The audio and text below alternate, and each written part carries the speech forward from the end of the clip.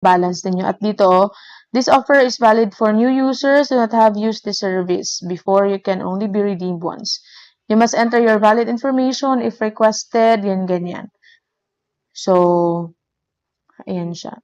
So, i-wait nyo lang na mag-appear dito yung nilaro po niyo. So, sa cash out, balik-click lang natin yung cash out.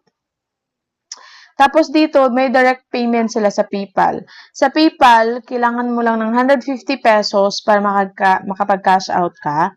Dito naman sa Lazada, you need, ayan, 500 pesos.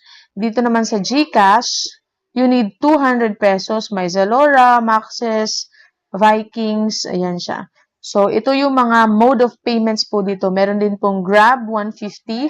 May Pure Gold, ayan, 500 pesos. So, nasa sa inyo po yun kung ano po yung gusto nyong gamitin sa pag-payout. Okay? So, ganyan lang po itong app na to. So, napakadali niya at guaranteed po na paying po talaga po itong si Atapool. As what I have said, matagal na po silang paying. So, kung pagsagaan nyo po, meron po talaga yung makukuha dito. Okay, so I think hanggang dito lang po yung ating video. Maraming salamat po sa panonood and God bless po sa inyong lahat.